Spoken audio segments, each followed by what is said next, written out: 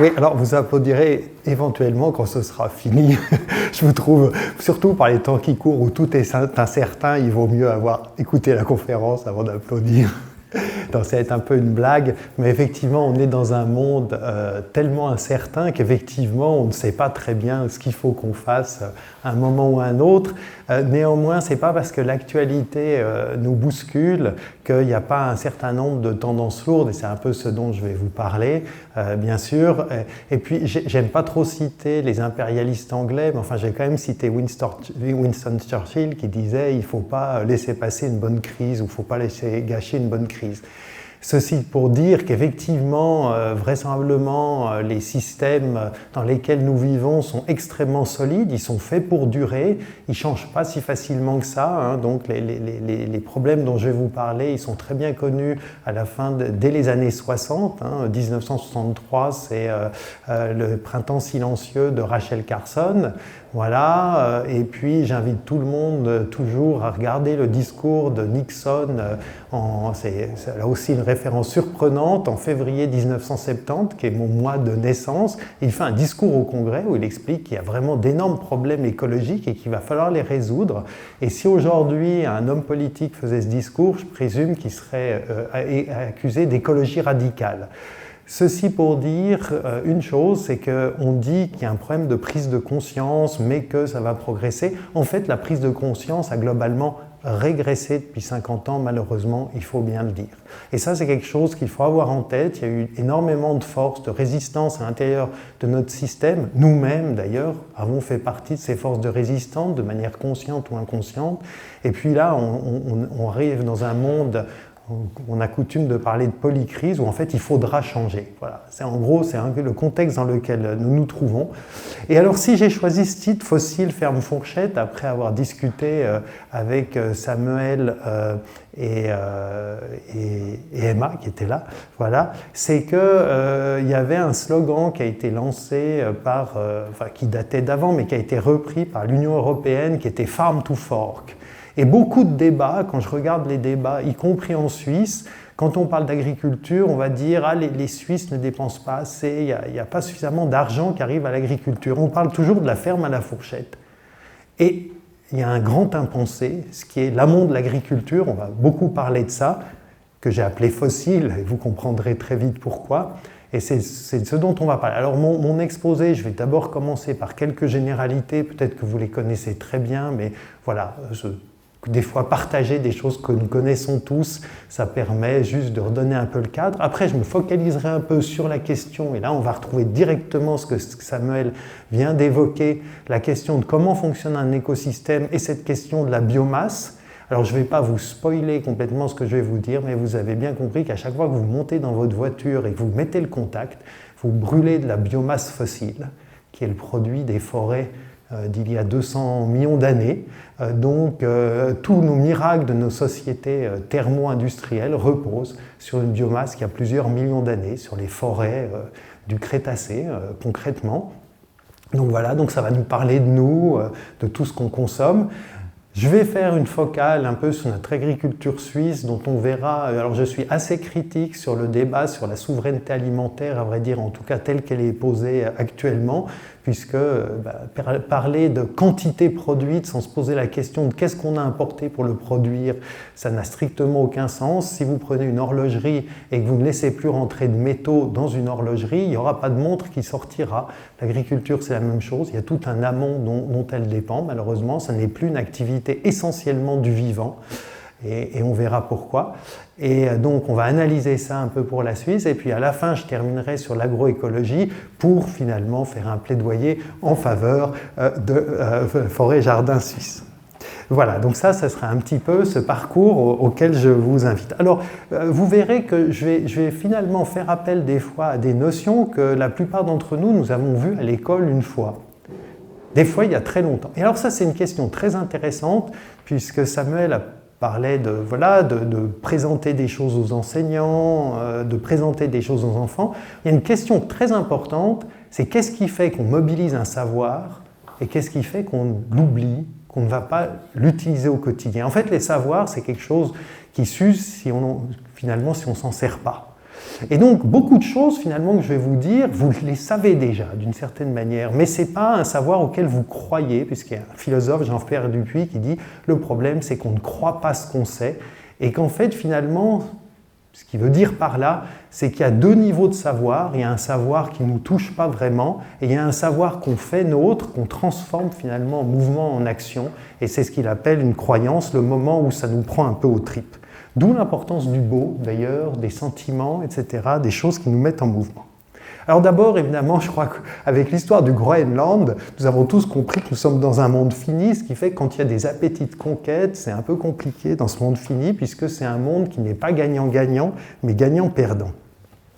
Et j'aimerais revenir sur ce point-là qui me paraît être l'énorme erreur qu'on a eue dans les années 80, maintenant, quand a émergé le concept du développement durable. Et puis alors on nous disait, voilà, il y a trois sphères, l'économie, la biosphère et la société, puis au milieu, il y a le développement durable. C'est très intéressant, mais je peux ébranler cette représentation-là de manière très très simple en vous demandant, allez, je pose une question à la salle, quel est le taux de divorce sur la planète Mars ? Donc a priori, si je demande le PIB sur la planète Vénus, effectivement, là où il n'y a pas de biosphère, il n'y a pas de société et il n'y a pas d'économie. Et donc considérer la sphère de l'économie, la sphère de la société et la sphère de la biosphère comme des sphères indépendantes est un non-sens absolu, dont on peut faire tous les jours l'expérience en se levant, en respirant, etc. Et donc, effectivement, l'économie est encastrée dans la société. A priori, là où il n'y a pas de société, il n'y a pas de PIB.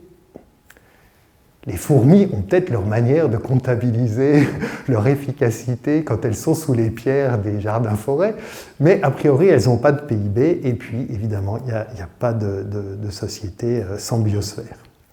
Et donc, en fait, on a un vrai problème qui est la pyramide du réel. C'est ça la pyramide du réel. S'il n'y avait pas d'eau liquide sur Terre, il n'y aurait pas de photosynthèse qui produit la biomasse qui nous permet à nous, sociétés, d'exister, il n'y aurait pas de système techno-économique et il n'y aurait pas de finances. Voilà. Or, en réalité, et on l'a vu puisque nous avons fêté le World Economic Forum, la réalité de notre monde, c'est qu'il se représente comme ça. D'abord, quand les gens vous parlent d'économie, ils confondent l'économie et la finance. Or, il y a une économie non monétaire. Vous savez que les pyramides ont été construites avant l'invention de la monnaie.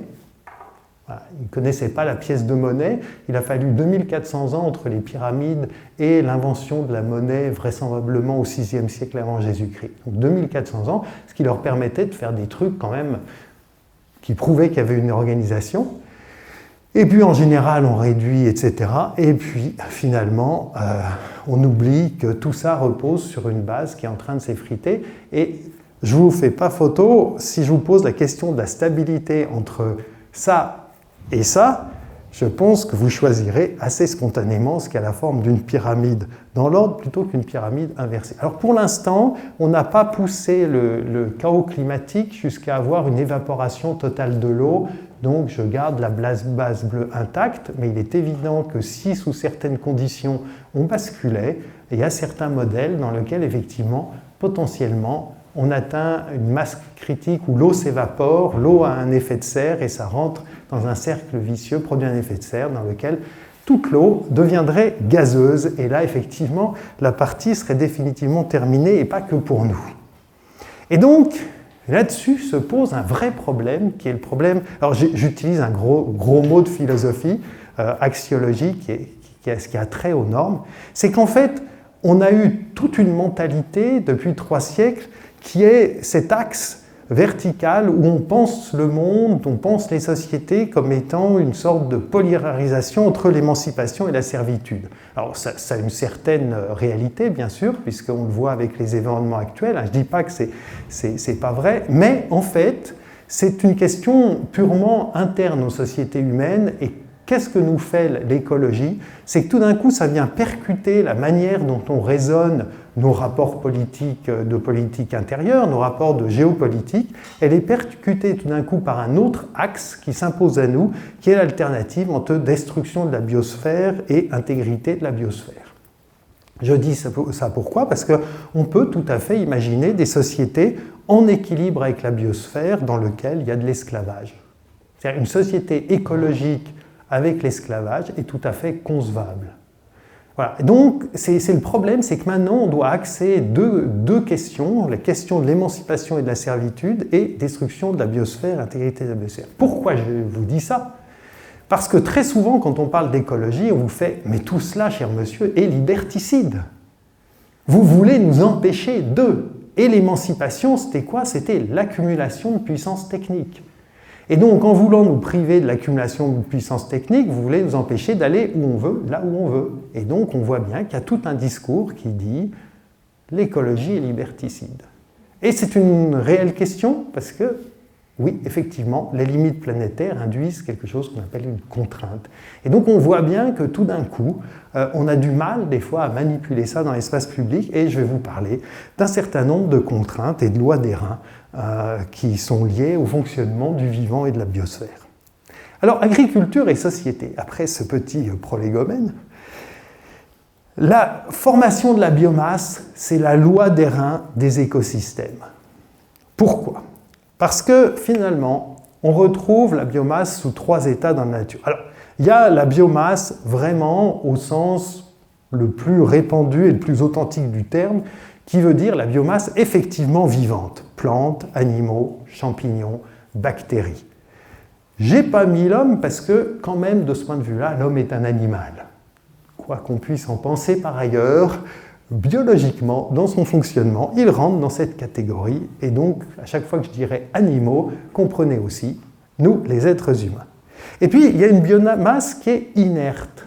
Je l'ai mis avec des guillemets parce que justement, et ça a été tout un débat chez les agronomes, il a fallu énormément de temps. En fait, il a fallu la découverte des micro-organismes du sol pour qu'on comprenne que cette biomasse avait, disons, généré un certain type d'activité.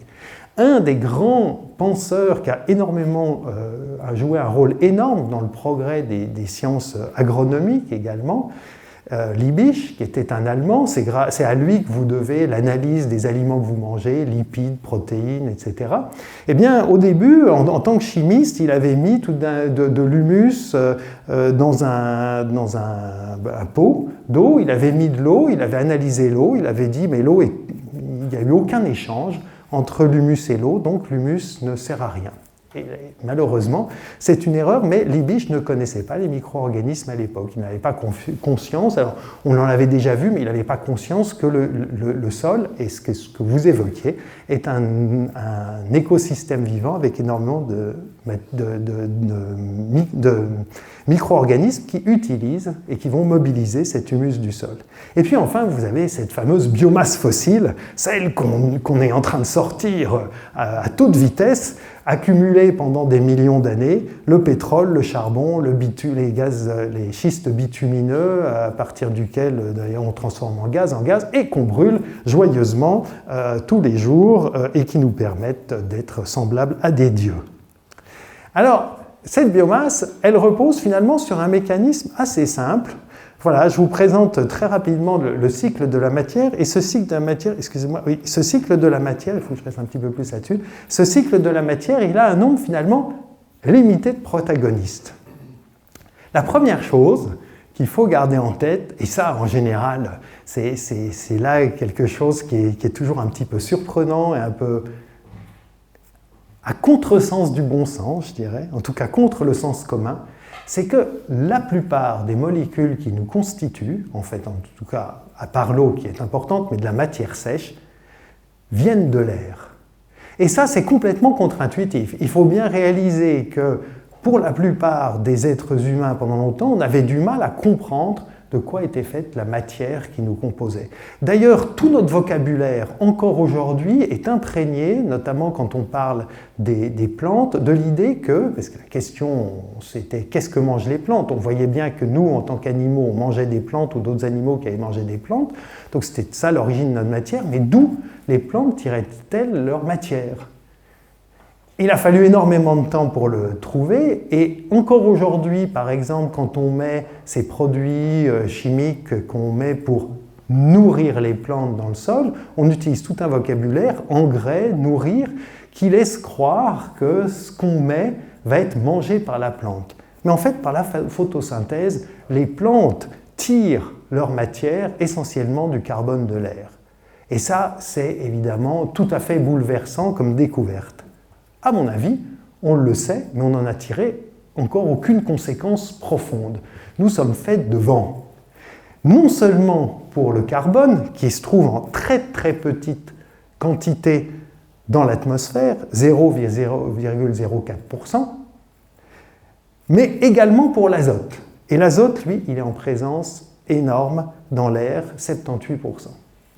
L'azote, il est important, vous le connaissez tous, puisque, pas forcément sous ce nom-là, c'est un des composants essentiels des protéines, et tous les jeunes qui vont faire du fitness mangent une nourriture hyperprotéinique, voilà, parce que ces protéines permettent d'avoir du muscle, etc. Bref, donc l'azote, on va le revoir, il est extrêmement présent, c'est lui, ce fameux, entre guillemets, engrais qui stimule la croissance des plantes. Et pourquoi? Parce que, et c'est ça qui est très vexant, les plantes sont capables, par la photosynthèse, de capter le carbone de l'air, mais elles ne sont pas capables de capter l'azote. Et c'est quand même idiot, quand vous avez près de 80% d'azote dans l'air, de ne pas être capable de le prendre. Et c'est pour ça que rentre dans le jeu un deuxième protagoniste, qui est le sol, dans lequel ces fameux micro-organismes qu'il faut énormément soigner, eux, sont capables de capter l'azote de l'air. Mais pour ça, ils ont besoin d'une source d'énergie. Et la source d'énergie qu'ils ont, c'est ces fameux humus, c'est-à-dire ces résidus morts de plantes qui tombent au sol. Et donc, en gros, qu'est-ce qui va se passer? Les micro-organismes vont utiliser comme source d'énergie l'humus du sol et ils vont faire une sorte de respiration à base d'azote qui va leur permettre de produire de l'ammoniac et des nitrates, donc NH4+, et NO3-. Et ces deux molécules qui ont de l'azote vont être ensuite récupérées par les plantes qui en ont besoin aussi. Et donc vous avez trois protagonistes, l'air comme réservoir, les végétaux et les sols, et joyeusement, ils sont capables de créer la biomasse, c'est-à-dire des chaînes carbonées, pour faire vite, avec de temps en temps un radical azoté qui nous permet d'avoir des protéines. C'est ça le système de base. Et vous allez me dire, et les animaux dans tout ça? Eh bien, les animaux, ce sont les passagers clandestins du système. Ils ne font rien. Enfin, on s'explique. Bien sûr que c'est plus compliqué que ça. Mais en termes de bilan biomasse, ce sont des consommateurs nets de biomasse. Même nos vers de terre, qu'on adore, ils sont très utiles parce qu'ils aèrent le sol. Mais pourquoi ils aèrent le sol? Parce qu'ils se nourrissent de cet humus du sol et en fait, ils le dégradent. Ils le dégradent pour le faire retourner en CO2 vers le haut. À chaque fois que vous respirez, vous êtes un petit moteur de voiture. À chaque fois que vous respirez, vous émettez du CO2 que vous renvoyez dans l'atmosphère. Ou quand vous allez pisser, vous rejetez de l'urée et vous faites retourner l'azote, si possible, dans le sol. Il vaut mieux. Et donc, il y a une énorme question d'ailleurs du bouclage du cycle de l'azote sur lequel on reviendra. Et c'est ça en fait le principe de base. Alors, basé sur ce principe de base, extrêmement élémentaire, alors évidemment, un naturaliste, il trouverait que ma représentation de l'écosystème est un truc d'ingénieur qui s'est perdu dans le système informatique et qui commence à paniquer. Quoi? La technique se retournerait-elle encore une fois contre nous? Merci Samuel. Et donc, je reprends mon propos. Donc, je ne sais plus ce que je disais d'ailleurs. Voilà. Donc, à partir de ce principe élémentaire qui va choquer un naturaliste. Un naturaliste, il va faire la liste des plantes, des animaux. Donc, il me dirait, écoutez, vous ne vous rendez pas compte à la diversité du vivant. Et je dirais, il a tout à fait raison. Donc, ici, ce n'est pas la présentation d'un écosystème par un naturaliste, c'est juste la présentation d'un écosystème, des fonctionnalités qui permettent d'accumuler de la biomasse. Voilà. C'est une approche un peu ingénieriale et je ne suis pas un très très bon naturaliste. Je ne suis pas sûr que j'arriverai à reconnaître absolument toutes les plantes qu'il y a dans le jardin-forêt. Toujours est-il que ça nous permet de comprendre un mécanisme absolument fondamental de la trajectoire des écosystèmes dans leur confrontation avec l'être humain, qui est résumé par ce schéma. Soit vous avez plus d'activité végétale que vous n'avez d'activité animale, et globalement vous avez un solde positif de biomasse, votre écosystème continue à accumuler de la biomasse.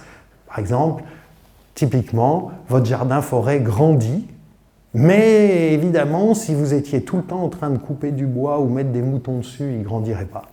Soit vous êtes à l'équilibre, et c'est le milieu, alors ça va jusqu'à présent, et puis il y a le cas historiquement extrêmement répandu, qui est le moment où la charge de destruction de la biomasse par des animaux, tout simplement en mangeant, en respirant, etc., est plus importante que la masse de biomasse produite par les végétaux, et là, la fin du scénario, c'est le désert.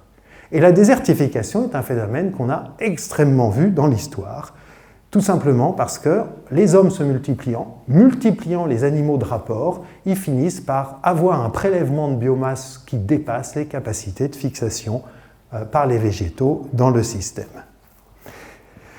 Qu'est-ce que l'agriculture? Vous retrouvez le même schéma. Eh bien, tout simplement, alors toutes les agricultures ne sont pas comme ça, puisque des civilisations ont essayé de domestiquer la forêt, mais l'agriculture dont nous sommes les héritiers, celle qui vient du Moyen-Orient, puisque les plantes et les animaux qu'on a ont été domestiqués dans un espace qui était de savane arborée, eh bien, en arrivant notamment sous nos climats, qu'est-ce qu'on fait?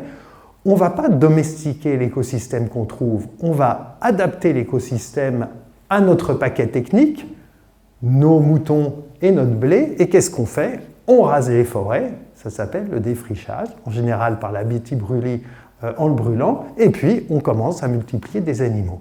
Et vous comprenez bien que cet écosystème, cet agrosystème plutôt, il est beaucoup plus consommateur de biomasse qu'il n'en est fixateur. Ne serait-ce que parce qu'un arbre va être là toute l'année. Quand vous avez vos céréales, que vous les coupez, vous avez 2 mois, par exemple, pendant lequel vous n'avez pratiquement plus de photosynthèse, donc vous ne fixez plus de biomasse. Vous avez ces champs nus, que nous voyons d'ailleurs sur la photo, avant que vous ayez replanté. Qu'est-ce qu'on voit? On a ce paysage auquel on est habitué, un champ labouré. Oui, mais sauf qu'un champ labouré, par définition, vous n'avez pas de plantes, donc vous n'avez pas de création de biomasse. Au contraire, vous avez même une destruction de biomasse, puisque la petite vie du sol qui reste, il continue à vivre et il continue à manger le peu d'humus qui reste.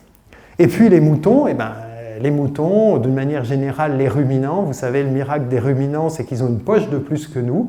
Cette poche, elle est maintenue à 38 degrés en permanence.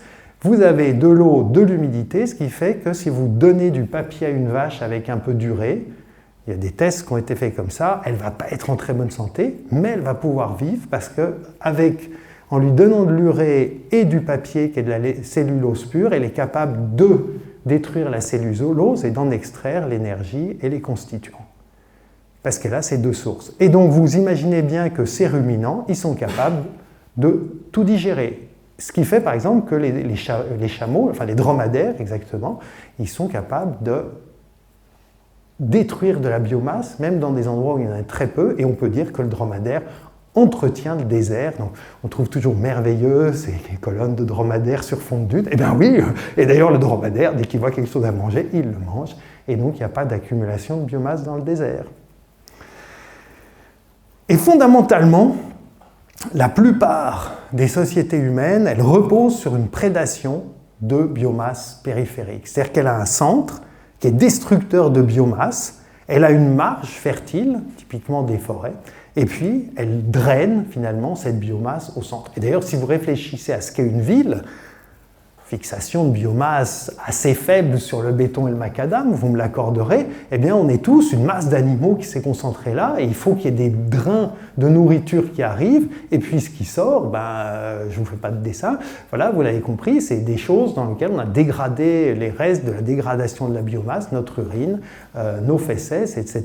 Et on a pompé tout ce qu'on pouvait, à la fois pour nous constituer, et d'énergie qui sont... En fait, une ville, c'est une grande porcherie. En fait, il faut assimiler ça comme ça. Mais vraiment, il faut se rendre compte que, vu de la biomasse, c'est un endroit où on en détruit.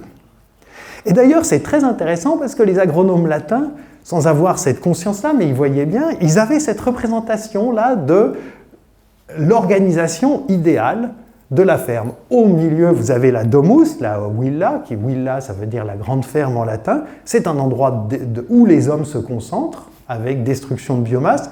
Autour, vous avez l'ortus, qui sont les jardins potagers. Les jardins potagers sont des endroits où on met beaucoup d'eau, qui sont globalement destructeurs de biomasse.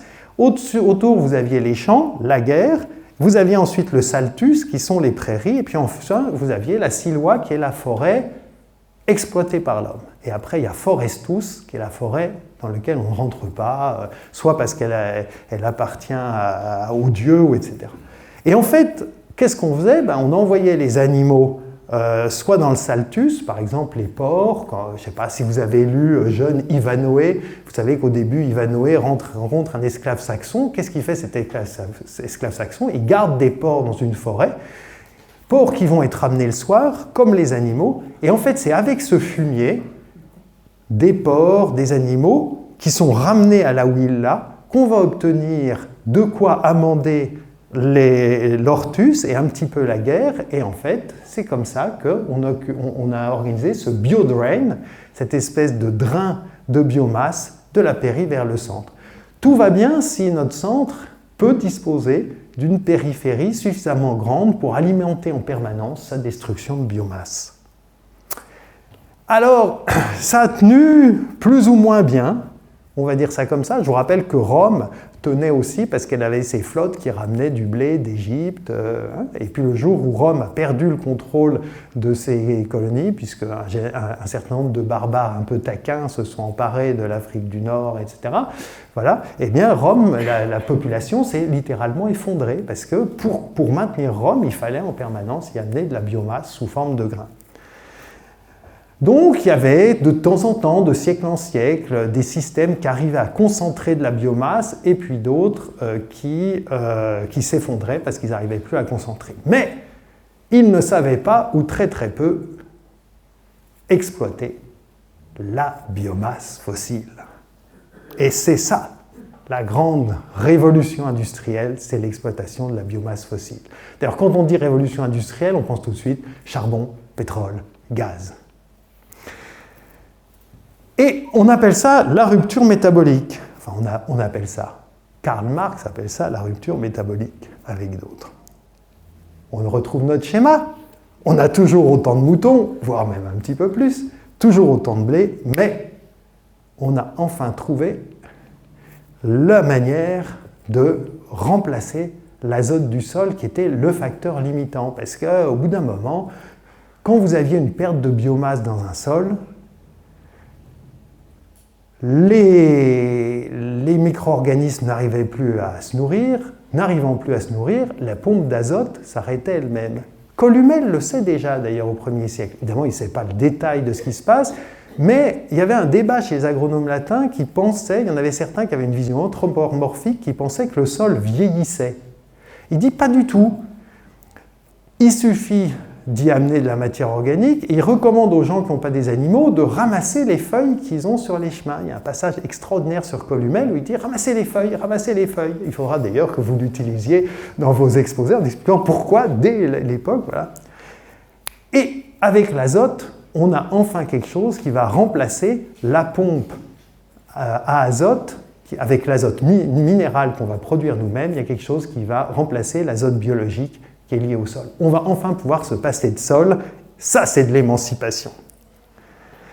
Et évidemment, tout le mouvement de l'agriculture moderne s'accompagne également d'une substitution du travail par le capital. Alors quand les agriculteurs vous demandent pourquoi leur nombre disparaît, la plus simple question c'est de lui dire « allons dans ton hangar à tracteur » et vous lui faites remarquer que par définition, un cheval vapeur, c'est la quantité de travail d'un cheval en une journée. Et c'est l'équivalent de 10 hommes. Quand vous avez un tracteur de 100 chevaux, comme son nom l'indique, vous avez la possibilité de remplacer tout le travail biologique fait par l'homme ou par des animaux par du travail mécanique. Donc le grand mouvement qui fait que le nombre des agriculteurs s'effondre, c'est très simple, c'est la substitution du travail par du capital. Et ce phénomène-là, on l'a vu dans toutes les industries, et peut-être qu'avec l'intelligence artificielle, on le verra aussi pour les ingénieurs agronomes, qu'on pourra remplacer par Google, qui fera très bien une synthèse de tout ce que j'aurais fait. J'aurais pas dû me laisser enregistrer finalement, parce qu'il va utiliser les données que je donne pour faire un cours sans moi. Voilà. C'est exactement le même mécanisme. Et donc vous avez une accumulation sur les fermes de capital. Mais ça ne vous échappera pas que ce fameux capital, on s'y situe, en fait, qui est un appareillage technique, il est fait de verre, de métal, de caoutchouc, etc., etc. Toutes choses qui, évidemment, sont étroitement liées à la production industrielle et au fait de disposer d'une énergie fossile quasiment sans illimité. Et donc, le monde industriel, c'est la rupture métabolique par l'énergie et une rupture sociale qui est le remplacement de l'homme par des machines. Et c'est pour ça que je me suis amusé à vous mettre évidemment une image d'extractivisme et la fameuse image de Charlie Chaplin dans laquelle l'homme, effectivement, devient un serviteur de la machine et plus du tout quelqu'un qui maîtrise la machine. Le secret en agriculture de la productivité, c'est donc ce shoot en azote qu'on est capable d'apporter. Et ce qu'il faut savoir, c'est que pour chaque kilo de nitrate qu'on met sur nos champs, selon qu'on est dans une usine très performante ou moins performante, on est obligé d'utiliser 1,4 à 3 litres d'équivalent pétrole de carburant fossile. C'est absolument hallucinant. C'est-à-dire que derrière chaque kilo d'azote, il y a du pétrole ou du charbon. Voilà. Et donc, vous avez ces usines, donc derrière l'agriculture, il y a ces usines, et derrière ces usines, il y a des champs de pétrole ou des mines de charbon. Et donc, c'est l'idée clé qu'il faut bien comprendre. C'est il faut arrêter de parler d'énergie fossile, il faut parler de biomasse fossile. Quand on parle d'énergie fossile, les gens, aucun d'entre nous, c'est une abstraction. Ah oui, il y a de l'énergie fossile, on ne sait pas d'où elle vient. Alors vous allez me dire, si vous êtes un prince saoudien, vous dites, c'est Dieu qui nous l'a laissé là parce qu'il voulait le bien de l'Arabie saoudite. Mais en fait, ce n'est pas tout à fait comme ça que ça s'est passé. Et donc, ce qu'on utilise, c'est de la biomasse fossile. Et au fond, nos sociétés thermo-industrielles, ce qu'elles mobilisent pour leur activité, c'est les forêts du passé. C'est-à-dire cette fameuse extérieure de la Silois qui servait en permanence à alimenter le centre, eh ben on a réussi à s'en passer en exploitant nos forêts fossiles. Ce n'était pas toujours des forêts, puisque le pétrole se forme dans l'océan, etc. Mais enfin, vous avez compris l'idée, c'est de la photosynthèse du passé, c'est les excédents de photosynthèse du passé que nous brûlons à chaque fois que nous prenons notre voiture ou que nous allumons notre petit réchaud de gaz. Enfin, la prochaine fois que vous ferez du camping et que vous allumerez votre petit réchaud de gaz, vous regarderez avec merveille cette fumée, cette flamme qui nous vient du paléolithique, d'avant même le paléolithique. Voilà, vous avez une flamme qui a 200 millions d'années d'origine. Et donc, en fait, toute notre société, c'est une pyramide de Ponzi métabolique. Alors, est-ce que vous êtes familier avec la notion de pyramide de Ponzi en économie ? Voilà, vous savez, c'est ce système dans lequel les rendements, vous rémunérez le capital que les gens ont placé chez vous grâce aux rentrants en permanence. Et puis, d'ailleurs, l'Albanie a connu une formidable pyramide de Ponzi qui s'est effondrée, parce que le propre d'une pyramide de Ponzi, c'est qu'elle s'effondre. Et là, on peut voir vraiment toutes ces strates. À la base, vous avez la biomasse fossile, les minerais maintenant, les sous-sols, parce que quand vous prenez un tracteur ou une treilleuse, vous êtes bourré maintenant de métaux, etc. Plus si vous avez de l'informatique dedans, vous avez sans doute des terres rares et tout, et tout, et tout. Donc vous avez tout ça qui est extrait.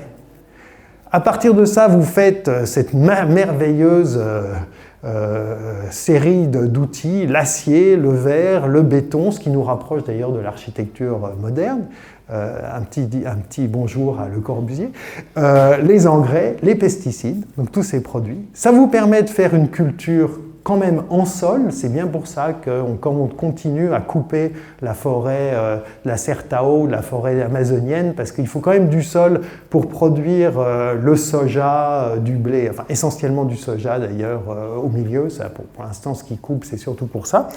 Et puis à partir de ça, vous avez toute cette culture hors sol qui nous permet de produire énormément des choses que nous consommons Et j'ai mis y compris les vaches. Quand vous avez des vaches, même si elles vont un peu en prairie, etc., si elles ont été complémentées, si votre ration est déséquilibrée et vous l'avez complémentée avec du soja qui vient du Brésil, et bien finalement vos vaches, même si elles sont dans une prairie, elles sont fondamentalement des animaux qui broutent les bords de l'Amazonie.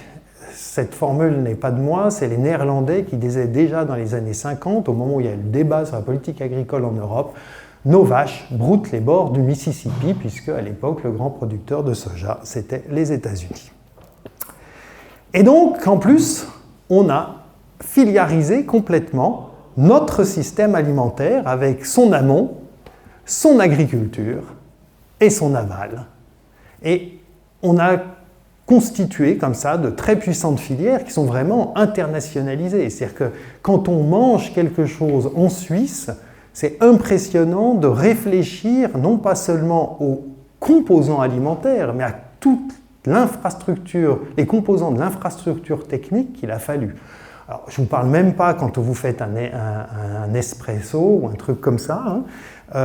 Si vous réfléchissez à l'aluminium, vous imaginez que vous avez devant vous quelque chose de high-tech. Là, on a extrait de l'aluminium, je ne sais pas, du Niger, on l'a, tout pour faire une dosette avec du café qu'on a fait au Brésil, et paf, et hop, vous le mettez, et ensuite vous jetez la high-tech qui est l'aluminium avec ce côté magique, puisque vous avez, si la magie, c'est de mobiliser des forces qui ne sont, de la puissance qui n'est pas présente au moment où vous l'utilisez, c'est de la magie, c'est-à-dire que vous avez derrière vous toute cette puissance qui a été mobilisée. Alors, c'est aussi une rupture sociale pour l'Europe occidentale, qui est la disparition de la forme familiale. Alors pourquoi pour l'Europe occidentale? Parce que, évidemment, qu'au XVIIIe siècle, l'agriculture de grands domaines avec esclaves était extrêmement répandue, tant dans les colonies qu'en Europe orientale. Il y a le second servage en Europe orientale. Donc, quand on protège notre forme familiale, comme ça, en disant c'est la forme qu'il y a tout le temps eu, il faut se rappeler que, évidemment, l'essentiel du sucre qui arrivait était évidemment produit par des esclaves, y compris et évidemment le café, etc., le tabac. Et du côté de l'Europe orientale, il faut attendre 1830 pour que en Allemagne de l'Est orientale, l'esclavage commence à disparaître, et 1860 en Russie. Alors c'est très intéressant de le dire parce que la Suisse commence sa conversion à l'élevage dans les années 1850, justement parce qu'il y a énormément de blé des plaines de Russie qui arrivent. Il y a également des blés qui viennent d'Amérique du Nord. C'est le moment où on commence, vous le verrez dans les graphes que je montrerai après, on commence à animaliser l'agriculture suisse et à la déconnecter du territoire. Donc on a préservé notre forme familiale chez nous, mais on l'avait détruite ailleurs. Effectivement, on peut se poser la question si les agriculteurs qu'on a aujourd'hui, ce n'est pas une forme transitoire entre d'une côté des sociétés paysannes traditionnelles, qui restaient encore un petit peu, les agriculteurs, avec un modèle qui est celui de l'artisan, et puis un modèle qui est en train de s'imposer, qui est les agri-managers, puisque fondamentalement, si vous voulez utiliser des outils industriels, vous devez prendre une forme industrielle. Vous ne pouvez pas avoir des gros tracteurs sans une forme capitaliste accumulant suffisamment de capital financier, puisque vous avez une correspondance entre le capital technique et le capital financier. Donc le tracteur fait disparaître l'agriculteur en tant que travailleur, mais aussi comme forme sociale de l'artisan installé tout seul. Alors pour vous donner un ordre de grandeur, vous le savez peut-être, notre pays a 1 million d'hectares. La plus grosse boîte en Ukraine exploite 560 000 hectares, la seconde 530 000. Le jour où elles fusionnent, à eux deux, elles sont plus grosses que toute la surface agricole suisse. C'est vous dire le niveau de concentration. Parce qu'ils ont des tracteurs de 600 chevaux. Ils sont capables de... Voilà. Donc il n'y a pas de limite a priori. On a longtemps protégé énormément l'agriculture parce qu'on ne voulait pas qu'il lui arrive la même chose que l'artisanat, mais en fait, à partir du moment où l'agriculture s'empare des outils qui sont les outils mécaniques, la forme sociale va vers une forme de société de capitaux. Alors évidemment, ça crée une situation de crise. Et là, ce schéma, il vous représente un petit peu quelles sont les discussions actuelles. Alors d'abord, vous avez les deux nuages noirs, les négationnistes qui vous disent « il n'y a pas de problème ». Alors, ce schéma, je l'ai fait il y a une dizaine d'années. Les négationnistes n'étaient pas complètement au pouvoir. Mais vous voyez que ce nuage noir, je devrais le faire beaucoup plus gros aujourd'hui. Ceux qui disent « il n'y a pas de problème », il n'y en a pas. Les survivalistes qui disent « il y a des problèmes, on n'arrivera pas à les résoudre, donc chacun va s'en tirer de son côté et le plus violent l'emportera ». Et le lien entre les négationnistes et les survivalistes, il passe de l'un à l'autre facilement. Je vais mettre de côté ces affreux, on va espérer que ce n'est pas eux qui vont gagner, mais on peut comprendre par les temps qui courent que ça peut aller très mal. Voilà, on voit réapparaître des idéologies qui étaient déjà très présentes en Europe au XIXe siècle, sur le fait qu'il n'y en a pas assez pour tout le monde, qu'il y a des peuples qui sont destinés à disparaître, peut-être, etc., etc. Je ne vous fais pas de dessin. Ensuite, vous avez deux nuages. Le nuage rose, c'est les concepts qu'inventent les agronomes comme moi. Parce que quand il y a une crise, il y a beaucoup de concepts qui naissent. C'est comme les champignons après la pluie. Donc on parle d'agriculture de précision, d'agriculture durable, d'agriculture intégrée, d'agriculture écologiquement intensive. Il y a l'agriculture biologique que vous connaissez tous. J'ai mis un peu à part parce qu'elle répond à une définition juridique, même au niveau international. Donc elle mérite d'être traitée à part. Et puis c'est un peu le grand ancêtre de l'autre. Et puis après, je vous ai fait, parce qu'on va voir après, ce gradient de radicalité du changement. Alors, vous avez les gens, allez, c'est Bill Gates. Technofix plus market, on reviendra là-dessus, ils disent on va s'en sortir avec de l'innovation. Ensuite, vous avez l'agroécologie faible, l'agroécologie forte, une agroécologie, maintenant je l'appellerais holistique, à l'époque j'avais dit spirituelle, vous verrez pourquoi. Et puis il y a les tenants de l'effondrement, qui ne sont pas très loin d'être comme les survivalistes, mais c'est la branche gentille, un peu schtroumpf des survivalistes, c'est les collapsologues. Parce qu'enfin, ils sont fondamentalement gentils. Et puis, la gradient de radicalité du changement, il est important de voir que dans la première partie, on ne parle que d'innovation technico-économique, c'est-à-dire que l'idée, c'est que les acteurs de la filière vont trouver eux-mêmes des solutions, qu'il n'y a pas besoin de demander aux populations de changer, qu'il n'y aura pas besoin de changement politique. Et puis ensuite, il y a les changements où, et c'est pour ça qu'il y a une frontière avec cette flèche bleue, qui est le moment où on dit non, mais en fait, tout ça ne sera possible que s'il y a une transformation sociale, et donc il n'y aura pas d'agriculture écologique dans une société qui ne sera pas elle-même écologique. Vaste question. Alors, j'en avais à passer, je suis assez long, excusez-moi, au système suisse dont l'impasse avec un point d'interrogation. Alors, où en sommes-nous? D'abord, nous sommes un pays sans hinterland. C'est très dur de le dire, mais il faut rappeler qu'encore au XIXe siècle, quand les transports étaient encore peu développés, au début du XIXe siècle, on avait une profondeur, mais il faut se rappeler que Uttendorf, c'est quand même le point de la Suisse qui est le plus éloigné d'une frontière, et c'est 69 km.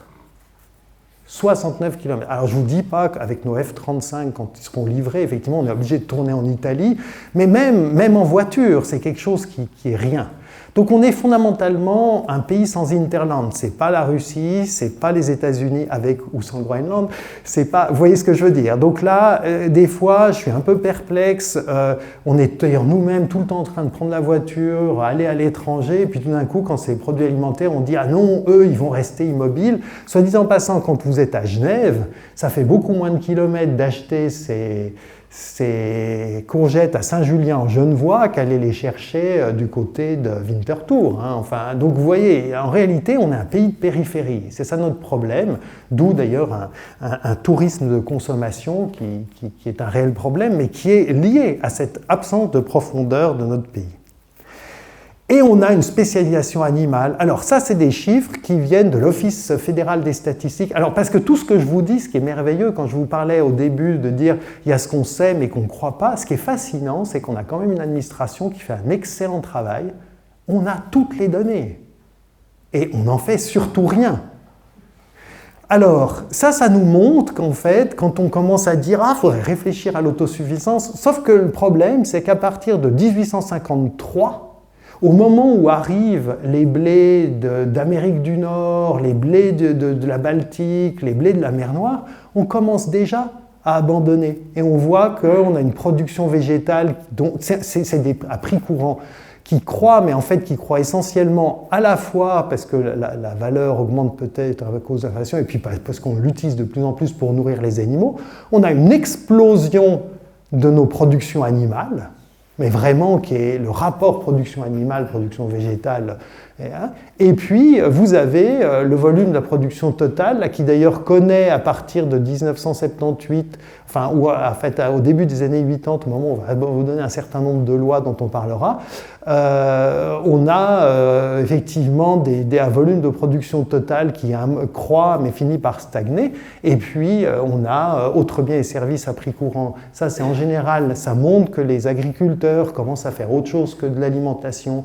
C'est tout ce qui est typiquement quand on fait repas à la ferme, logement à la ferme ou service aux autres agriculteurs. Et puis, vous voyez l'arrivée massive des paiements qui sont dus à l'abandon des frontières douanières. Mais ce qui est important, c'est vraiment de comprendre qu'on n'était pas une nation d'élevage nécessairement plus que les autres. Il y avait une forme d'autarcie jusqu'en 1850, et puis on s'est ouvert au grand commerce. Alors, ça a eu, avec l'industrialisation, avec le fait qu'on a commencé à acheter des machines, du pétrole, etc., on voit aussi une envolée des consommations intermédiaires. C'est ce qu'il faut pour, effectivement, c'est ce que va consommer comme produit industriel, fondamentalement, ou d'autres agriculteurs venus d'autres pays du monde, ce que va consommer notre agriculture pour produire ce qu'elle produit. Alors, ça a un effet, on va d'abord regarder la composition de la consommation intermédiaire. Ce que vous avez en vert clair, qui est énorme dans les années 1848, c'est les fourrages produits par l'exploitation. Et c'est ça qui diminue constamment. Et ce que vous voyez exploser en haut, c'est entretien des bâtiments et des équipements, ce qui est un peu en bleu. Les services agricoles, c'est des travaux pour des tiers, et puis les autres biens et services. Et encore, là, ce n'est pas en volume de matière, hein, c'est vraiment en prix. Et puis, en orange, c'est les aliments pour animaux achetés. Vous voyez la dépendance de notre production. Quand quelqu'un dit « moi, je produis du porc », le porc est peut-être sur le territoire suisse, mais savoir s'il mange des produits végétaux suisses, c'est une autre histoire. Et puis vous avez les engrais et les amendements qui augmentent, l'énergie qui augmente, et puis même les semences et plants, alors là, qui vont varier, etc. Et c'est ça la réalité, c'est-à-dire que tout d'un coup, ce qui était pensé comme une activité primaire, vous savez, pendant longtemps, quand on va au temple et qu'il y a ou à la messe, on dit on va manger le pain et le vin, fruits de la terre et du travail des hommes. Le seul problème, c'est que c'est plus vrai. Pour avoir du blé et du vin, c'est un petit peu le travail des hommes sur place et de la terre, et puis c'est tous les facteurs de production. Et là, vous voyez la traduction de la pyramide de Ponzi. C'est la traduction en chiffres statistiques de ce phénomène de substitution, de ce que la terre produit et les individus sur place, de à la fois la substitution de la biomasse locale par de la biomasse fossile et la substitution du travail par du capital.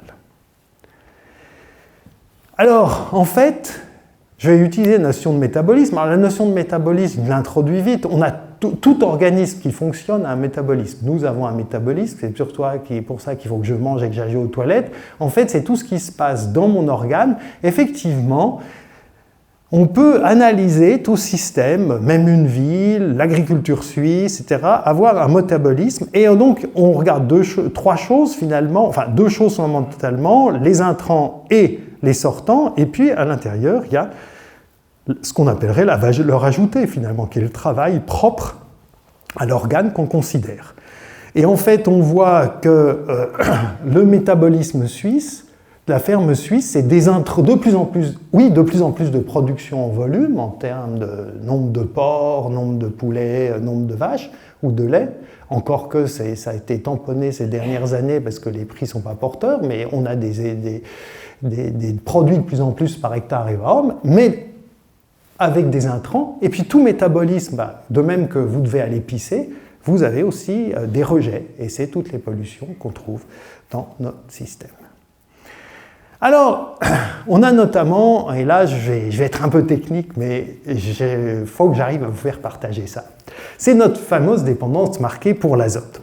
Alors, l'atome N, c'est comme ça qu'on, sur le tableau des éléments, c'est son petit nom, c'est le petit nom de l'azote. Et alors ça nous pose un peu problème parce qu'il faut bien reconnaître que dans les langues latines, en tout cas en français, on a des tas de termes pour désigner ça. On a plusieurs radicaux qui désignent l'azote. Déjà, avoir nommé l'azote par N, c'est pas évident, mais c'est tout simplement parce qu'on le trouvait à l'état naturel. Avant de comprendre qu'il était dans le sol et que c'est la même chose, on trouvait des nitres.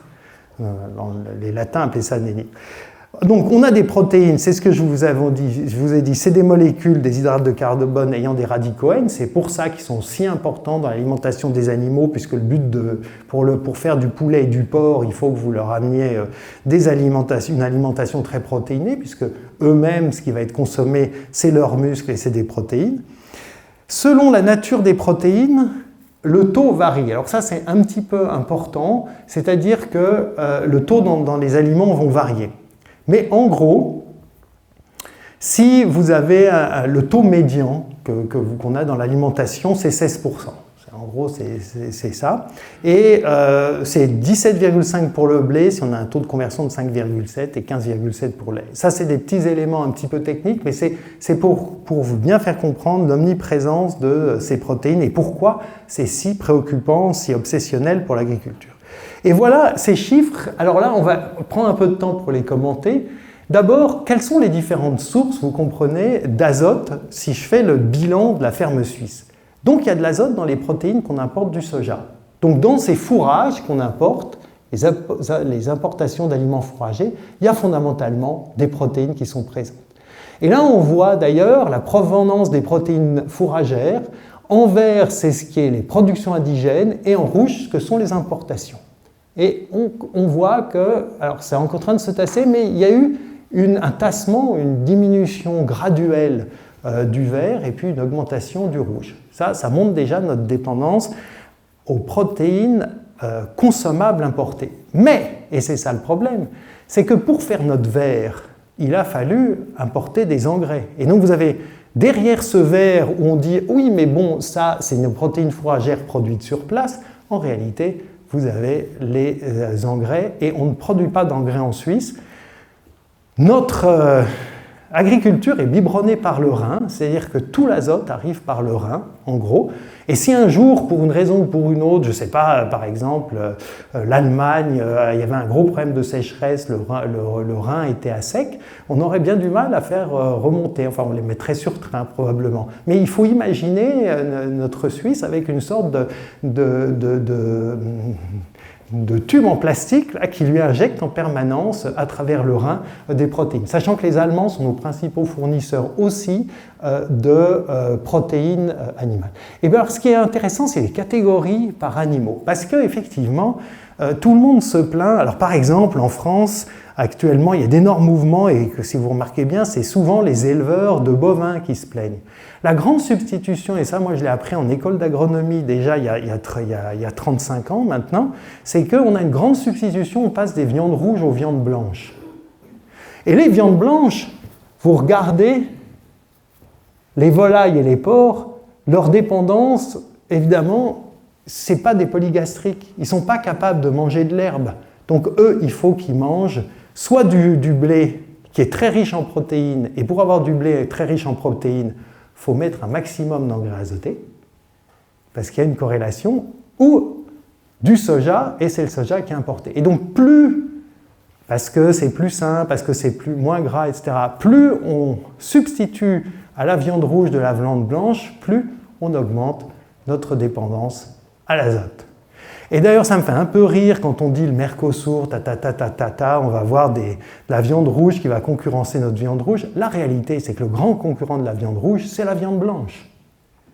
Et à chaque fois qu'on subventionne le blé, par exemple, etc., globalement, si vous regardez la manière dont on mangeait, notamment les Français mangeaient il y a un siècle, ils mangeaient du rouge, c'est-à-dire des bœufs, ou du cheval d'ailleurs, et ils buvaient du rouge, qui était du vin rouge. Et qu'est-ce qu'on a fait tout au cours du XXe siècle? On a subventionné les céréales. Et qu'est-ce que mangent et boivent maintenant les gens? De l'alcool de céréales et de la viande de céréales. C'est le blanc contre le rouge. Et c'est directement lié a cette capacité de surproduire des céréales grâce aux engrais azotés. Alors l'azote disponible, voilà, c'est en gros ce qu'on voit a priori. Donc on a les engrais de ferme. Alors c'est amusant les engrais de ferme, parce que comme c'est des cycles, ce qu'on appelle l'engrais de ferme, c'est typiquement quand vous avez les engrais, en général, c'est les déjections des animaux. Mais comme je vous l'ai dit, comme les animaux ne fixent pas l'azote, derrière ces engrais, ces déjections, il y a en réalité déjà il peut y avoir des importations. Imaginez que vous soyez en élevage bovin, vous avez un engrais de ferme, mais que comme vous avez un déficit en protéines, vous avez donné à manger du soja, en fait, dans ces engrais de ferme, il y a peut-être du soja du Brésil qui a été pissé par vos vaches après passage dans leur métabolisme. Et donc on voit bien cette masse finalement d'engrais qu'on appelle disponible, de fait qui a été mis, qui est constant dans notre agriculture. Et puis il y a une dépendance aux aides publiques. Alors ça, c'est l'autre problème, c'est que malheureusement, et ça ne va pas s'arranger avec l'envolée du franc suisse, vous le savez, c'est quand même difficile d'être économiquement rentable quand on a 69 km de distance à la prochaine frontière et qu'on a un franc qui atteint des sommets, des altitudes délirantes. Alors ça, ce petit tableau, il est, je pense, assez intéressant. D'abord, il va sans doute être modifié dans l'année avec ce qui se passe sur le franc suisse, mais c'est le coefficient nominal de production. Ça, c'est un chiffre établi par l'OCDE. Et qu'est-ce que nous dit l'OCDE ? Notre coefficient, il est de 1,49. Qu'est-ce que ça veut dire ?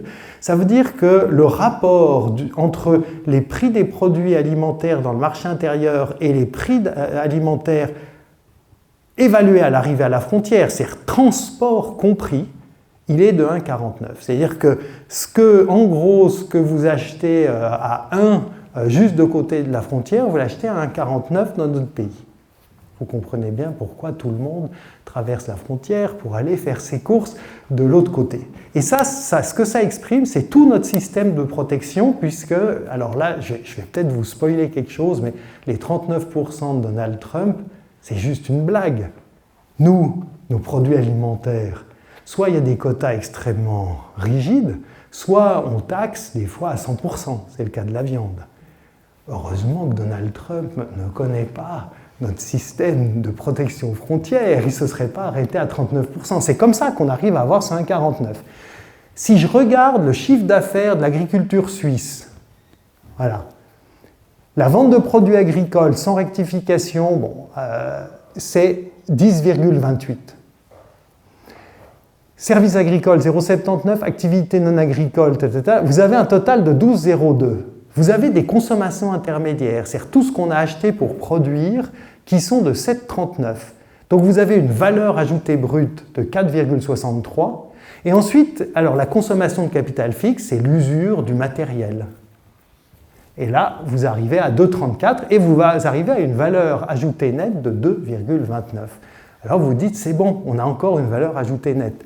Sauf que si vous corrigez les 10,28 par ce taux de 1,49, c'est-à-dire en gros si on vendait au prix auquel c'est vendu à 30 km de là, pour la plupart des gens, on vendrait à 6,90 et on aurait une valeur ajoutée nette de moins 1,09.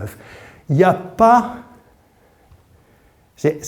C'est une anomalie absolue d'avoir un secteur qui est en valeur ajoutée négative.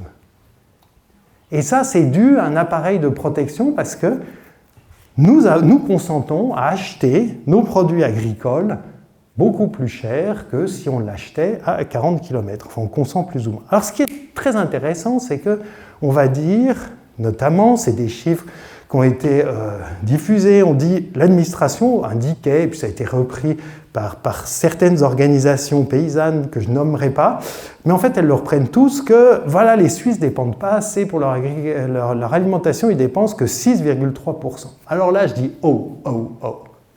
Moi je veux bien faire le calcul avec les données de l'autorité publique.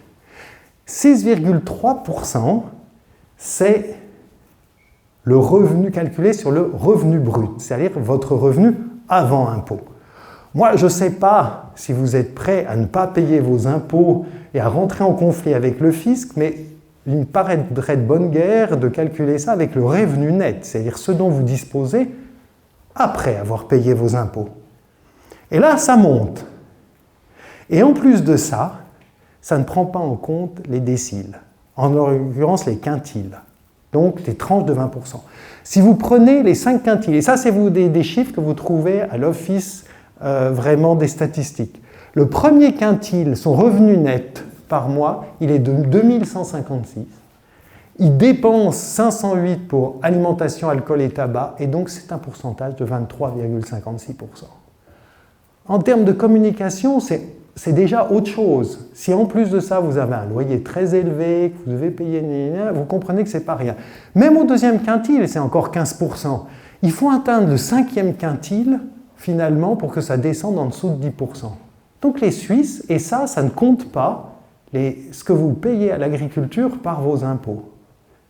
Donc moi je regrette, je considère que peut-être qu'il y a une discussion à avoir, peut-être qu'on devrait payer plus, mais au moins on pourrait quand même s'expliquer un peu là-dessus et pas nous sortir des chiffres comme ça. Alors en conclusion, moi quand je vois nos débats sur le taux d'autosuffisance, calculé toujours en masse qu'on produit, jamais en masse de facteurs de production intermédiaires qu'on importe, parce que ça veut dire quoi l'autosuffisance quand vous êtes en permanence drainé par du pétrole, de l'acier et du... Et donc, à système constant, le débat sur l'autosuffisance, pour moi, il est totalement surréaliste.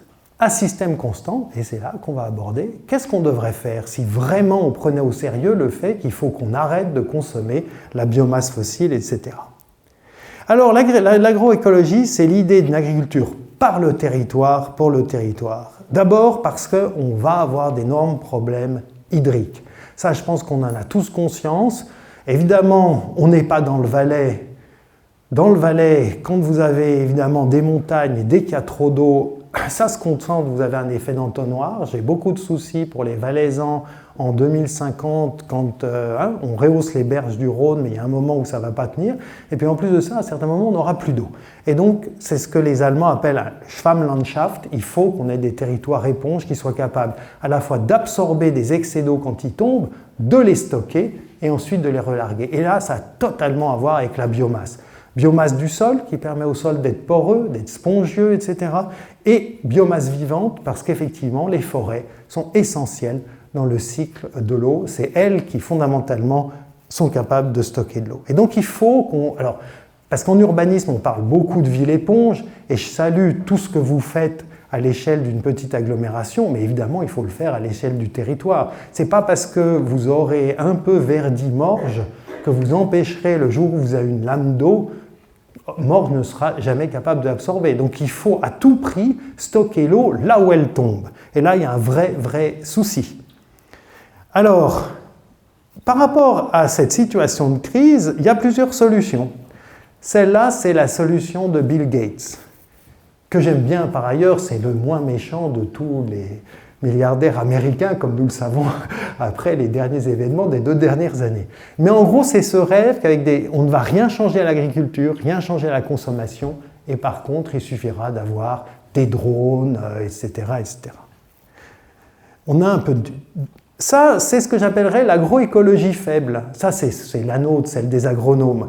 Ouais, on accepte les intrants verts et les outils de précision, mais on va quand même refaire de l'agronomie, vous voyez, on va refaire des fermes avec plusieurs productions et tout, mais on ne va pas embêter les consommateurs parce qu'il ne faut pas les bouleverser.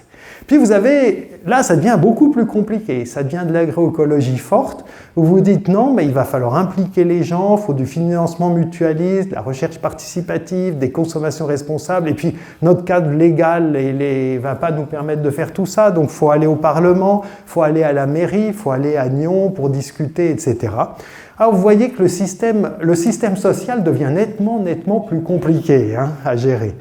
Et puis alors, c'est l'agroécologie, je dirais, holistique et spirituelle, mais enfin, au début, c'est un petit peu Pierre Rabhi, je ne sais pas si vous connaissez des choses comme ça. Alors évidemment, quand on est en école d'ingénieur, on n'est pas très formé à ça, mais je dois reconnaître, c'est pour ça que je citais Jean-Pierre Dupuy et la question de croire, c'est qu'au fond, on a tous fait l'expérience que le discours que je vous fais, très rationnel, n'aura aucun effet sur votre comportement. Et donc, ce qui fait qu'on change, c'est des émotions, c'est des chocs, etc. Et au fond, il y a des gens qui disent, le vrai changement, il faut que ce soit un changement d'être au monde. Et donc, j'ai mis une petite image de la Pachamama, voilà, mais qui veut exprimer qu'effectivement, en sociologie, alors bon, maintenant, il y a un président des États-Unis qui a échappé à 2 attentats, donc qui a été nommé par Dieu, ça lui a donné une force extraordinaire pour changer. Et il nous manque des fois un peu de notre côté cette force de conviction pour changer. Et puis évidemment, il y a les gens qui disent, de toute façon, les systèmes ne fonctionnent que par effondrement, donc la seule solution, c'est de se préparer des petites niches, et puis on attend que les événements arrivent, c'est la fameuse bonne crise de Churchill, et puis là on serre les fesses en espérant qu'elle sera la moins brutale possible. Alors, moi, celle que je travaille le plus au quotidien, à la Fondation, c'est ça, puisqu'on va soutenir des gens comme en France, Terre de Liens, Terre en Vue en Wallonie. Alors en Romandie, à cause des lois, c'est un peu compliqué. Les consommations responsables, comment on fait de la recherche participative, etc. Et en fait, je vous avais présenté la filière, et la question, c'est comment on fait un système alimentaire par rapport au territoire. Et vous voyez qu'au fond, c'est la grande flèche rouge, le shift, c'est de passer des acteurs de la filière, essentiellement l'amont, aux acteurs du territoire, notamment les municipalités, parce qu'en tant qu'individu, on peut faire beaucoup de choses, mais à un moment, l'agir collectif, ça demande des organes d'action collective, et vous avez 2 types d'organes d'action collective, les entreprises, c'est la filière, et les collectivités locales, fondamentalement. Et donc, les acteurs de la filière, on ne leur jettera pas la pierre. Le but de John Deere, c'est de vendre des tracteurs. Donc, demander à John Deere de faire de l'agroécologie, c'est un petit peu antinomique avec sa raison sociale. Donc, il va falloir s'appuyer sur les territoires. Et c'est ça la grande bascule de cette économie linéaire à une économie beaucoup plus circulaire. Et ça pose une question, ceci dit, parce que les territoires peuvent être égoïstes, ils peuvent être prédateurs. Donc, il y a une forme politique qui arrive à connecter des territoires entre eux et leur faire négocier. Alors, à l'époque où c'était encore Joe Biden qui était président des États-Unis, d'ailleurs, je ne sais pas si vous aviez suivi ça, mais ils avaient un très gros problème entre les différents États pour le partage des eaux du fleuve Colorado, 7 États qui sont dans le bassin versant du Colorado, et il avait fallu l'intervention du gouvernement fédéral pour fixer le partage des eaux. Donc on voit bien que des territoires ne sont pas forcément coopératifs entre eux. Je ne vais pas faire du localisme simpliste. Le jour où le Valais décide de mettre un gros barrage parce qu'il veut garder l'eau du Rhône pour lui, le niveau du Léman risque de diminuer. Et là, je dis ça comme ça a l'air d'être drôle, mais le partage, les grands barrages qu'ont fait les Turcs sur le Tigre et l'Euphrate, je peux vous dire que ça fait pas rire les Syriens, et la relation entre l'Égypte et l'Éthiopie à cause des grands barrages sur le Nil bleu, c'est pas de la tarte non plus. Et ça peut aller très vite dans nos pays. Imaginez que notre voisin français, il commence à avoir des soucis et avec ses centrales nucléaires l'été parce qu'il n'y a pas assez d'eau, il nous dit maintenant il faut relâcher de l'eau parce que sinon mes centrales elles pètent. Ou que les Italiens, ce qui s'était passé en 2022, ont commencé à dire mais vous avez beaucoup d'eau parce qu'on a un certain nombre d'affluents, on est un des châteaux d'eau de l'Europe occidentale, donc, et commençait à dire à la Suisse, dis donc, il faudrait relâcher un petit peu d'eau, parce que alors les Suisses disaient, non, mais on les stocke pour l'hiver, pour les sports d'hiver, il faut qu'on en garde pour faire de la neige artificielle. Les agriculteurs qui faisaient du riz dans la vallée du Pô, ils ne trouvaient pas ça du tout drôle. Ça peut dégénérer très très vite. Avec un peu de chance, on aura l'eau du Groenland, mais... Voilà. Et puis, il y a une question qui est de la forme sociale. Et donc, je vous avais montré un seul modèle agri-manager et puis un modèle de néo-paysan, avec souvent le sol qui est détenu sous forme mutualiste ou par les municipalités, typiquement, des valeurs qui ne sont pas, en fait, les valeurs des sociétés paysannes traditionnelles, avec les femmes qui sont beaucoup plus présents, la question de la solidarité territoriale et puis un faible endettement qui est important, alors que la grande force du modèle industriel, c'est de pouvoir porter énormément d'endettement. Ceci dit, je ne vous ai pas donné la statistique, parce que j'ai travaillé avec des collègues français sur le RICA français. Les entreprises françaises agricoles sont très endettées, mais c'est rien à côté de nos petites exploitations suisses.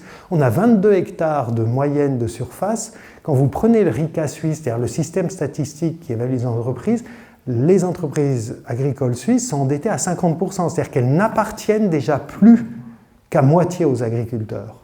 Et on est en train de basculer, parce qu'à partir de 51%, ça veut dire que les exploitations sont détenues par les banques qui leur ont prêté le capital. C'est ça ce que ça veut dire. Quand vous avez vos fonds propres sont inférieurs à 50%, ça veut dire que c'est plus les détenteurs officiels de l'entreprise qui détiennent vraiment l'entreprise, ce sont les autres. Et donc, par rapport à ce que je disais sur la biomasse fossile, j'aime beaucoup cette phrase de Revellière-Lépaud, 1839, qui a dans un article dans une encyclopédie de l'époque qui dit on peut dire que les forêts précèdent les peuples et que les déserts les suivent. Mais est-ce que vice-versa est possible? C'est-à-dire que est-ce qu'on peut s'allier aux arbres?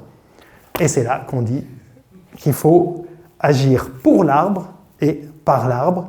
Et ce sera ma conclusion qui permettra de relancer le débat sur comment remettre des arbres sur notre plateau pour résoudre nos problèmes hydriques, réfléchir à peut-être à manger plus de produits des arbres puisque leur bilan agronomique est malheureusement meilleur que des cultures annuelles. Voilà.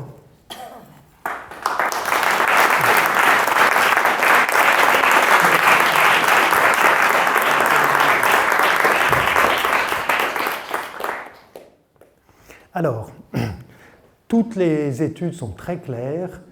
La base, c'est la transition du système alimentaire, y compris le plan national suisse sur le climat, qui n'arrive pas à dire le mot, effectivement, qui arrache la gueule à tout le monde, qui est de dire que notre consommation de produits animaux est excessive.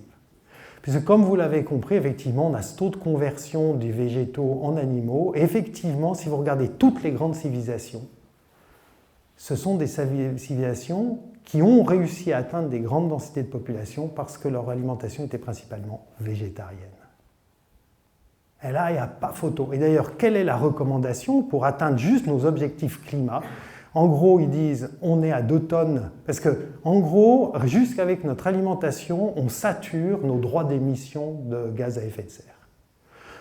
Alors, on peut accepter la multiplication des blatènes, bien sûr.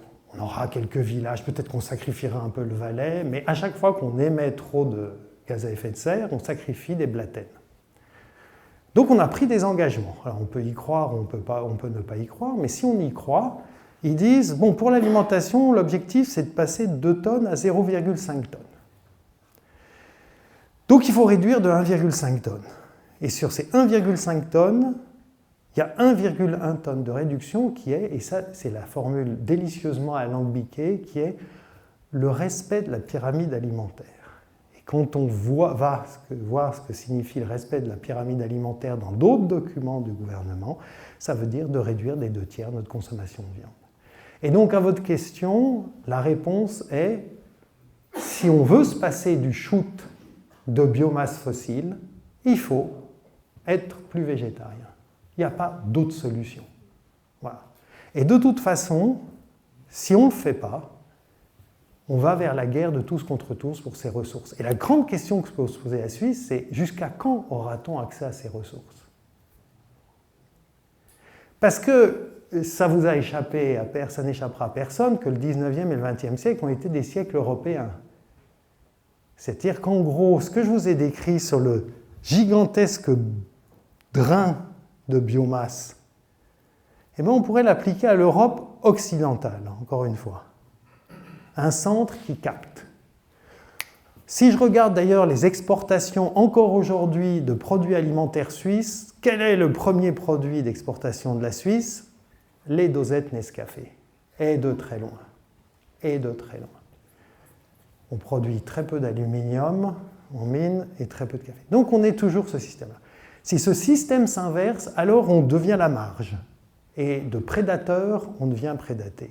Et là, ça peut être très douloureux vu ce que l'Europe a fait aux autres. D'autant plus que, par exemple, ça n'échappe à personne qu'un autre produit d'exportation, c'est le cacao, et que le chocolat, et que notre production de cacao dans nos contrées est relativement bien. Donc on est fondamentalement une plateforme de transformation. C'est pour ça d'ailleurs qu'on est très embêté sur l'idée de produire notre agriculture, parce que fondamentalement, le chiffre de l'affaire de l'agriculture suisse, est légèrement inférieur au chiffre d'affaires de Rolex. Et donc, grâce à Rolex, on subventionne notre agriculture. C'est ça, là, le petit secret qu'on a. Voilà. C'est brutal à dire. Alors, je ne parle pas des ventes de lingots d'or, mais on voit bien qu'on n'a pas offert à Donald Trump de la viande des grisons, on lui a offert une Rolex et un lingot. Donc, effectivement, la question indépendance, sobriété, etc., elle se pose réellement. Voilà. C'est la seule chose que je peux dire. Alors après, est-ce qu'on arriverait complètement à se nourrir et quel est le temps de travail? Alors il est évident que c'est une excellente question parce que le travail manuel est quand même globalement extrêmement pénible. Le travail dans les champs, je pense que toute personne qui l'ont fait, enfin en tout cas moi, ça m'est arrivé, j'ai travaillé longtemps sur une exploitation agricole, mais qui était très mécanisée, et évidemment les travaux manuels, par contre, c'est là que vous avez le moins de candidats quand il faut refaire les crampillons sur les parcelles et qu'il pleut, etc. On est d'accord. C'est un des problèmes de l'écologie, c'est que l'écologie, par certains aspects, est une dystopie. C'est-à-dire que tout notre confort, tout notre bien-être, il est dû à ce shoot de ressources qu'on n'arrivera pas à substituer. Et la vraie question, c'est est-ce qu'on veut une vie courte et glorieuse, comme Achille pour l'humanité, et on y va, ou est-ce qu'on veut une vie longue et sans gloire? Question que posait déjà Jevons, qui est l'économiste anglais qui a mis en place le paradoxe de Jevons et l'effet rebond, qui montre que plus les moteurs de charbon étaient efficaces, plus on consommait de charbon, parce qu'on avait multiplié l'usage du nombre de moteurs. Et donc, effectivement, la réflexion sur une descente technologique pour l'humanité se pose. Est-ce qu'elle sera faisable? Moi, j'en sais rien. C'est-à-dire que si on va vers un monde en guerre, je ne pense pas. Ce qui va se passer probablement, c'est que même si la paix arrive en Ukraine, on aura des drones partout. Et ils vont être recyclés. Parce que ce que je n'ai pas dit, c'est que pourquoi on a autant de matériel agricole, autant de produits intermédiaires? C'est que toute la R&D a été payée par la Première et la Deuxième Guerre mondiale. Les tracteurs, c'est les héritiers des chars d'assaut. Les nitrates, c'était la base des explosifs. Et c'est pour ça qu'on s'est couvert d'usines à nitrates. Les fils de fer barbelés. Jusqu'avant les fils de fer barbelés, vous aviez des bergers des haies. Après 1914-1918, vous avez des fils barbelés partout. Le béton, c'est le mur de l'Atlantique, etc. Les guerres sont des moments de rupture. Si ça se trouve, on aura des drones partout dans 20 ans. Après, se pose une question que pose Günther Anders après la Deuxième Guerre mondiale, c'est celle de l'obsolescence de l'homme. C'est-à-dire que, est-ce que ce consentement à faire des efforts n'est pas la condition de notre survie face aux machines?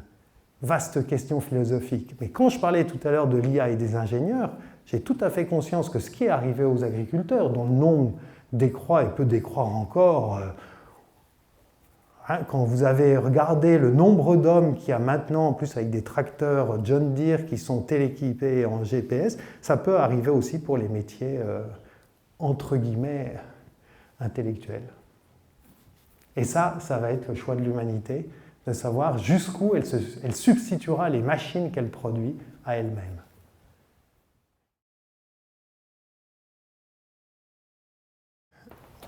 Disons que oui, sans doute, c'est un argument, parce que ça touche les gens personnellement quand vous avez une augmentation des cancers chez les jeunes ou la fertilité, qui est un problème en fait. L'un des grands problèmes, c'est effectivement la rapidité de l'infertilité, alors vraisemblablement due à des perturbateurs endocriniens d'origine chimique, mais qui sont partout d'ailleurs, qui ne sont pas qu'agricoles, puisque dès qu'on a des produits composites, on dégage... bon, bref. Donc la question de l'ensemble des facteurs qui mènent aux problèmes de santé fait que tout le monde se renvoie la balle, hein, c'est un peu la patate chaude. C'est évident, maintenant on sait qu'il y a des tas de fumeurs qui continuent à fumer. Et donc le problème est là, c'est peut-être que quand je disais le paradoxe d'Achille, plutôt une vie courte et glorieuse qu'une vie longue et sans gloire, ça c'est vrai au niveau individuel comme au niveau de l'humanité. C'est-à-dire qu'il faut bien dire... Nous avons une vraie fascination pour la puissance. Parce qu'on est des êtres, des animaux, des singes nus, comme disait, je ne sais plus de qui était l'expression, on est structurellement, on se pense faible et fragile. Et on a une propension à vouloir accumuler de la puissance. Et ça, c'est très intéressant, parce que je vais introduire la notion de limite planétaire. Et ça va être en lien avec ce que je disais sur les libertés, sur ce problème axiologique. On n'aime pas avoir une limite. Et il y a des limites que vous pouvez dépasser par l'accumulation de puissance. Si je vous entoure d'un mur, vous vous dites, si je saute plus haut, si j'arrive à casser le mur, il y a un extérieur. C'est une limite mur. Et il y a des limites néant. Dans la limite néant, c'est si je vais plus loin, je tombe, il n'y a rien.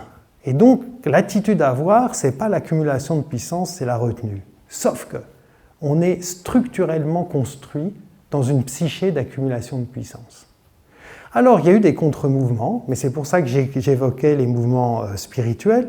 Quand vous regardez, alors moi j'adore, il y a un moment clé dans l'histoire de l'Occident qui est le moment où saint Ambroise, qui était l'évêque de Milan, qui était issu de la haute aristocratie romaine, va rethéoriser ce que c'est la richesse et la richesse. Parce que dans la société romaine, être riche, c'était prestigieux et ça donnait le moyen de faire le bien.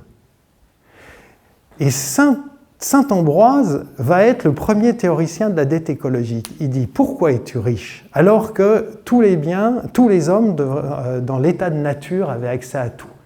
Au fond, tu es riche parce que tu as quelque chose qui ne t'appartient pas. Et donc un riche est endetté vis-à-vis de la société.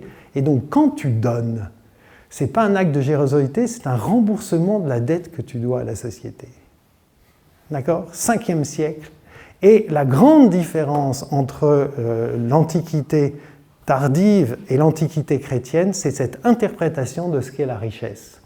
Et vous allez retrouver ça dans énormément de mouvements spirituels extrêmement liés aux sociétés très denses. Parce que dans les sociétés très denses, la question du problème que pose l'accumulation de richesses, qui est résolue différemment dans les sociétés peu denses, se pose. Et probablement qu'il y a ça qui est au cœur de la question.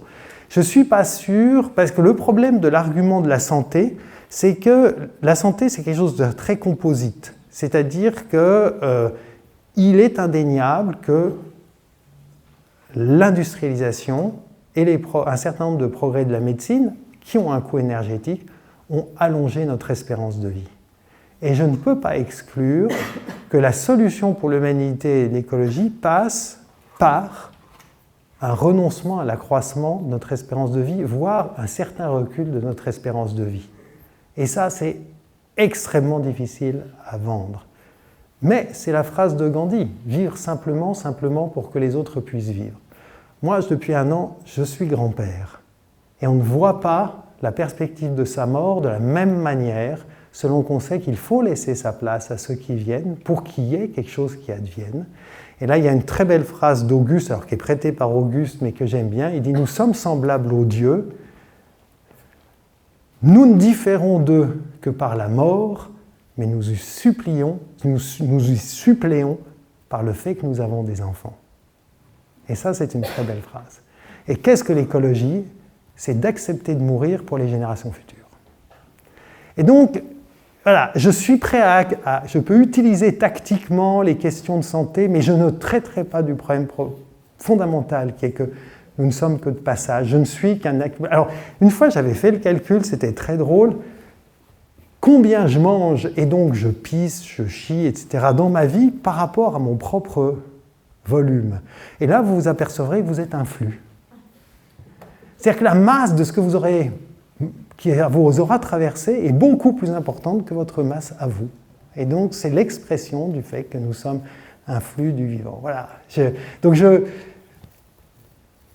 Voilà. Je comprends.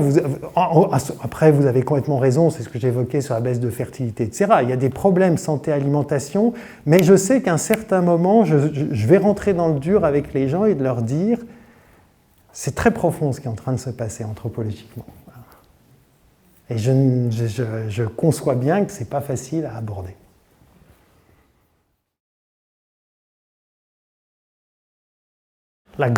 Une des grandes parties de l'azote qu'on ne récupère pas, c'est le nôtre, c'est nos excréta. Et là, il y a un immense chantier. Alors, il y a le réseau de l'assainissement écologique en France et il y a Valou en Suisse qui fait ça. L'immense chantier, c'est d'arriver à récupérer cette perte d'azote gigantesque. Ça pose des problèmes d'infrastructure énormes parce qu'il faut arriver à séparer, avoir des toilettes séparatives. Mais ça pourrait être un chantier gigantesque, mais intéressant aussi, qui créerait beaucoup d'emplois, etc., de complètement modifier, parce qu'après tout, au XIXe siècle, il y a eu d'énormes efforts pour mettre en place des égouts, etc., mais il faut repenser notre système d'assainissement, ça c'est clair. Là, il y a une perte énorme. Voilà.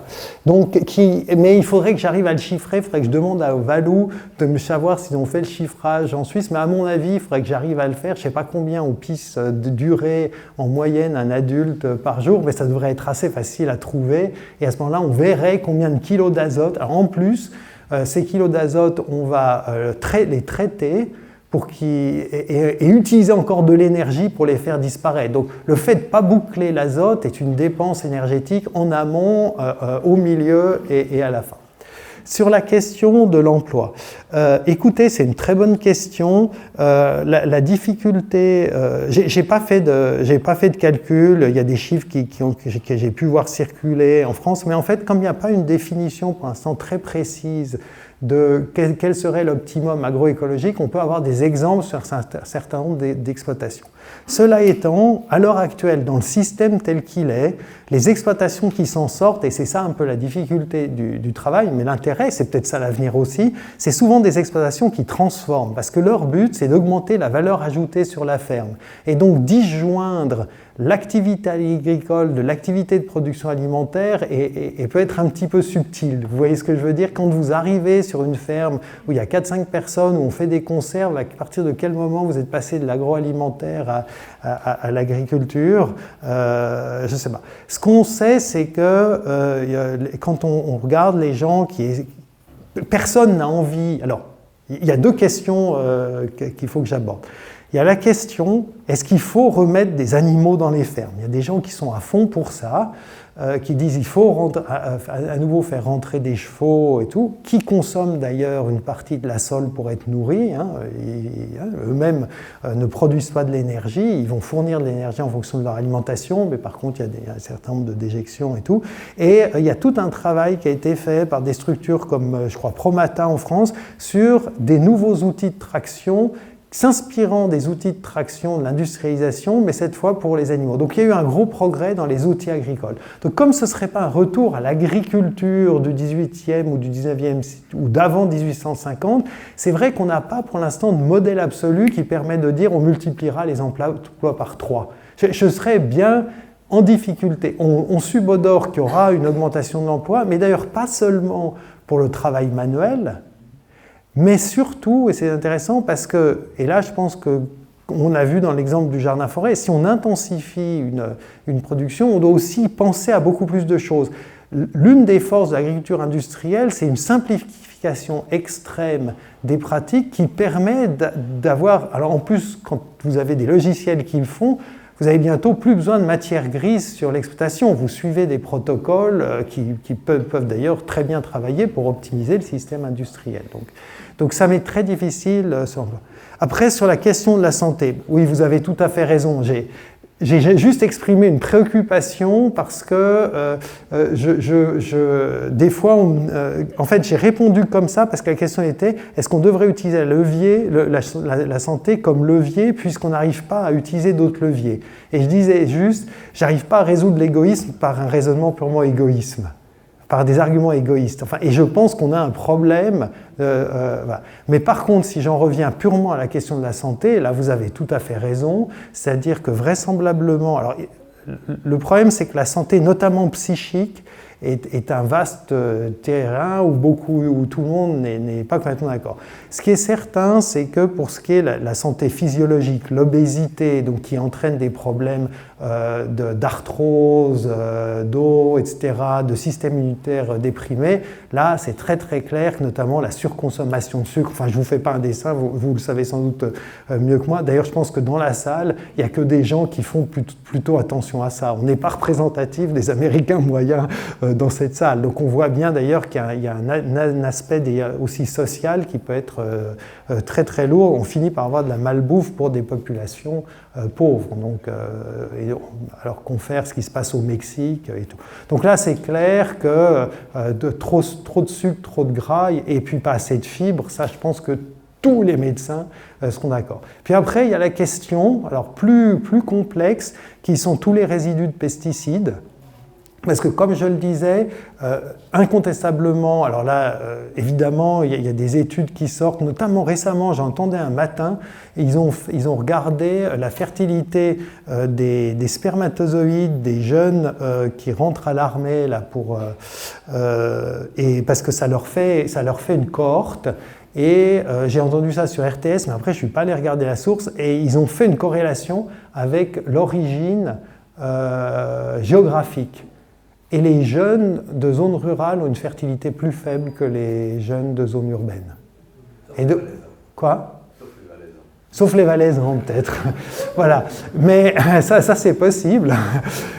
Mais et comme on subodore qu'en fait, alors évidemment sur les spermatozoïdes c'est facile à mesurer, sur les ovules c'est moins facile, et il y a quand même suspicion que l'effet qu'on voit sur les hommes soit le même sur les femmes. Et donc quand même la fertilité des gamètes est quand même un indicateur très fort d'une situation de stress environnemental.